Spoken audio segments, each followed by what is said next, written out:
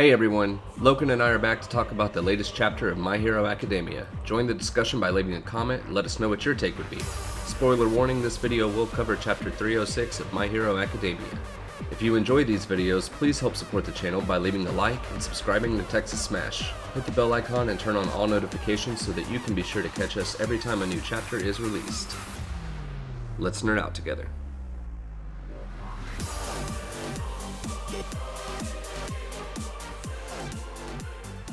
We start with Hawks interrupting All Might and Deku's privacy. Hawks asks All Might about One For All, to which All Might agrees to tell him and Genist everything. We quickly see Nezu in the principal's office saying that he will put in a request for government assistance. Before we move on with the chapter, let's stop right here. Loken, do you got anything from this first little section? To start out with, outside of this, I just wanted to point out that you were right from last week. We are not in the Vestige world.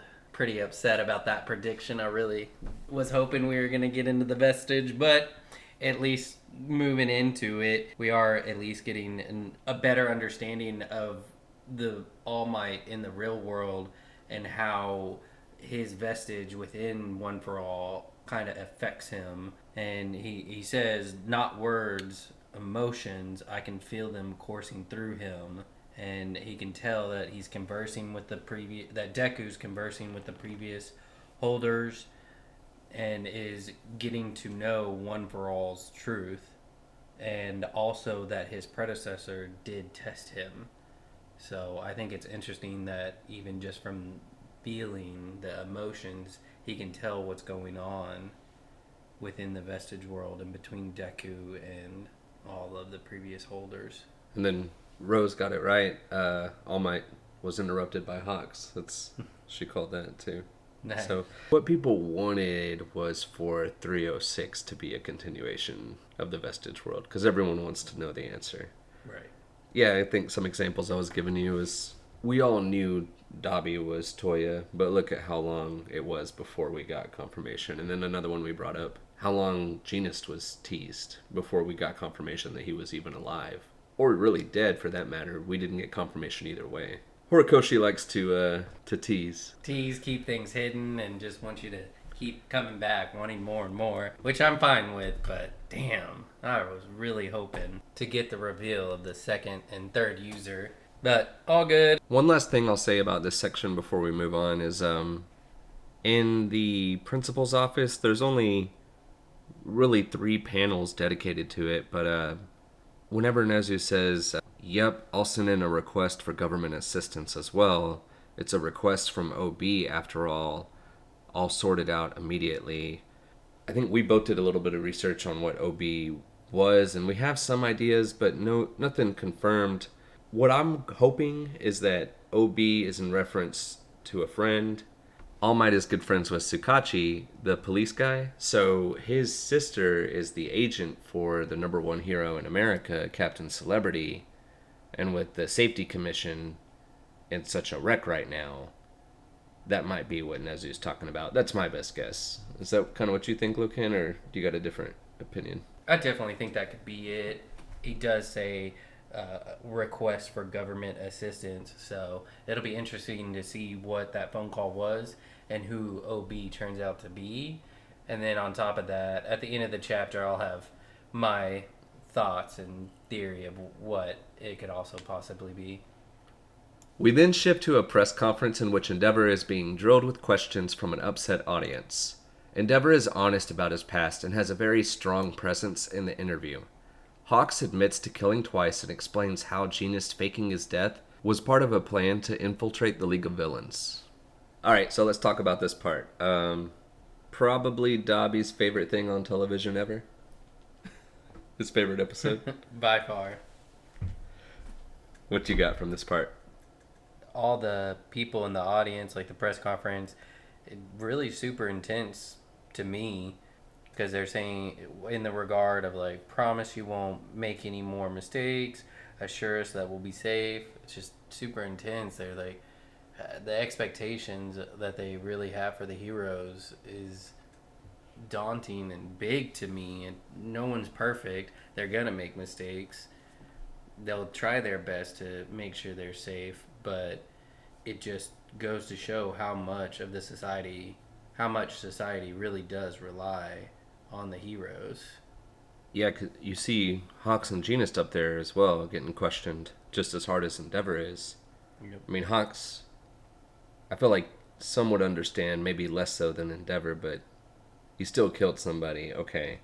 But Genist, I mean, people are upset with him, I guess, because he wasn't there, putting quotes around that. Right. I mean, as far as they knew he wasn't there. Him being the number 3 hero, though, I do see why they would think he needs to be there. Yeah, but I guess all three of them had nothing but all they were trying to do was protect people in each course of action. Well, except for Endeavor. You know what? It reminds me of. Remember when Fat Gum and Kirishima are training, and Fat Gum's advice to Kirishima is, hey, the good guys have it hard. The bad guys just have to worry about winning at all costs. And here we see prime example. Like, it's not just the daunting task of the League of Villains right now with all the assets they have on their side. They're also having to battle society because they're not carrying themselves the right way. Like, no one, if you're a villain, you don't have to worry about how you carry yourself and things like that. Like, It's definitely a good example of society that you have to worry about society's perception and not just worrying about saving them or the villains. Earlier in the chapter, it even said they were just Hawks and All Might were talking, and they said he was saying whether he heard all of it or not. I want to make sure this problem is solved before it ends up in tragedy. After all, we're not fighting against just villains anymore. Society is there to fight against us as well. Genist explains that heroes will have to have jurisdiction sizes decreased to account for the retiring heroes, with UA being a priority. Endeavor follows up this news by reminding people that if they have any anger with the situation, to put that on him. The chapter winds down with the students from 1A all receiving a letter from Deku, explaining the truth about One for All. Deku explains that this is why he has to leave them, since All for One will always pursue One for All. The chapter narration closes with Deku leaves his hero academia. Alright, so end of the chapter. I did like how we finally got confirmation. A lot of people were worried about Inko, so she's fine. But yeah, this jurisdiction that Genus talks about, prioritizing UA, it's kind of I like how Endeavor came right behind him before people could complain about anything, and was just like, hey, if you're mad, be mad at me, like, Endeavor's a Lelouch for My Hero. Oh. He is taking the blame and the brunt of everything. He's changed, and I think that it's good to see his character develop the way that it is. Mirko's fine. People were worried about her too. Is that it? Do you think with these panels, I mean, what I'm confused about is the whole timeline. Like, I mean, Aizawa has an eye patch, but is she having to do that to her arm every day? Probably. It's just a badass move for her to do. Yeah. Okay. Cool. And then we've got Mount Lady with a broken nose, and is that her mask? It's Midnight's mask. You think it's Midnight's? That's what I thought, honestly. I thought it was Midnight's mask. Because they were friends, right? Yeah. Yeah. 1A. Been a while since we've had a 1A scene. Or at least that I can remember. The letter says, Dear Uraraka, thank you for everything. I've yet to meet my dad, and I know he's a hunter. He's a professional hunter, and I want to go take the hunter exam so that I could finally meet him. So I'm leaving 1A. I mean, anything to say about the letter? Or He's telling everyone about All for One, at least the students. I think the important thing is to note who is here. We've got Kiri, Mineta, Uraraka, obviously, Froppy, it's Kaminari. I think everybody knows, though. It's not who's there. It's everybody got to know. No, well, I'm saying who's not there, which would be Shoto and Bakugo. Oh. That's just what I noticed off the bat.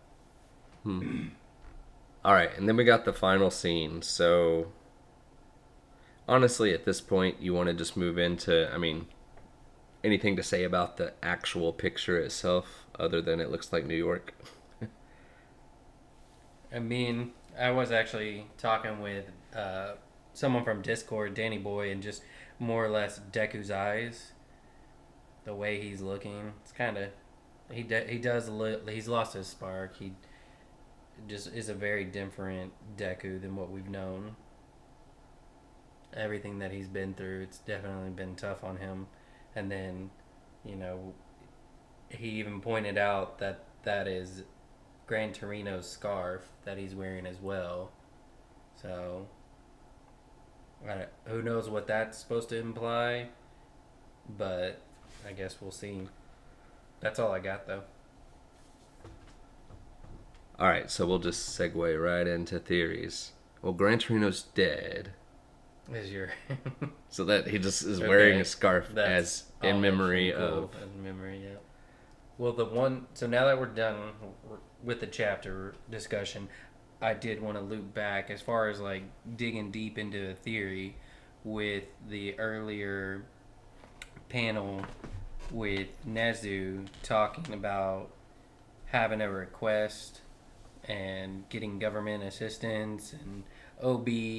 I'm not necessarily wanting to delve into who OB is, but what that request was, and that plays into the final panel that we do have with Deku not only looking sad and worn out, but where he's standing.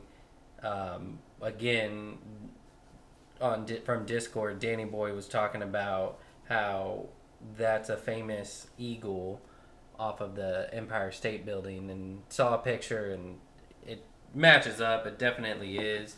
So that's interesting. I do definitely feel like those two things tie in, and that's what Nezu was on the phone with, is the Americans trying to coordinate to get Deku out of Japan and over into America to keep him safe while he trains and develops his quirks. And the reason why I thought that it could possibly be that he's going to meet Captain Celebrity is because I was actually watching I watched one of Turtle's old videos back in September about how Captain Celebrity will probably be the one to train Deku to use float, since those quirks are very coincide together.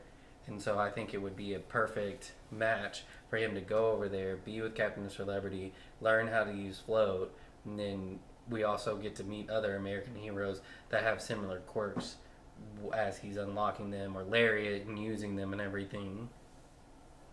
So that's what all that getting coordinated is, and that's how he got out of the country.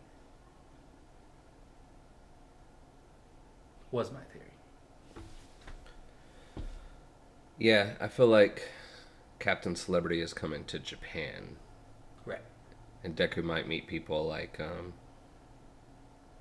also talking with Danny Boy as well. We're all on the same server. We all know each other. You've got David and Melissa over there, and you've got other vigilantes like, I've been seeing this pop up a lot. Knuckle Duster taking someone like Deku and hiding him.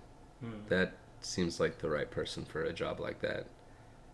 So the scene you're referencing about Nezu, the way I took it was that he's needing to get a connection because the Public Safety Commission is destroyed right now.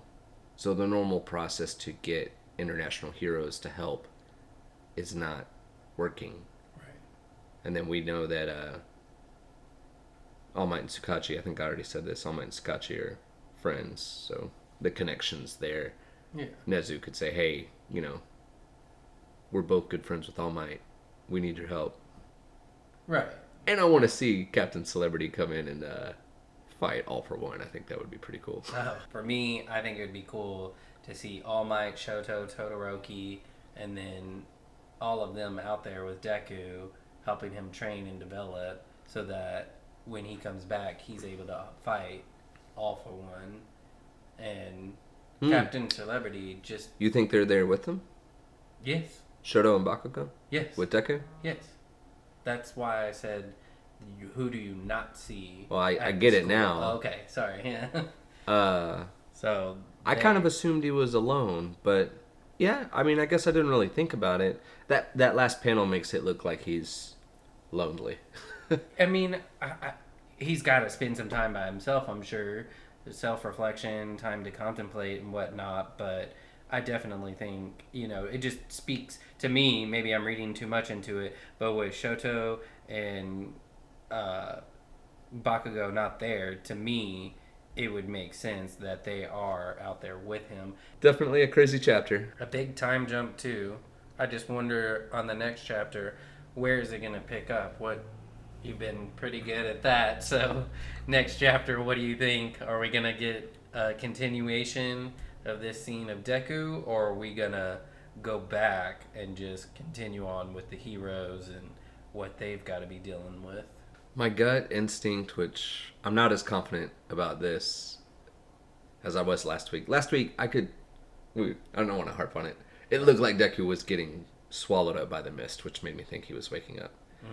This one, if I had to guess, I think we're going to get Gran Torino's death next chapter. Oh, wow. It'll flash back to show us how he got said scarf in the final panel of this chapter. I don't know. Okay. I'll guess that. Okay. It's Gran Torino's final chapter. Yeah, that makes sense. I like that. Now, okay, and I don't really know. Hoping that we'll get an answer on whether or not he is in America or not. Confirmation. Right. Yeah. But then one last thing. At the beginning of the chapter, it did say that Deku didn't wake up.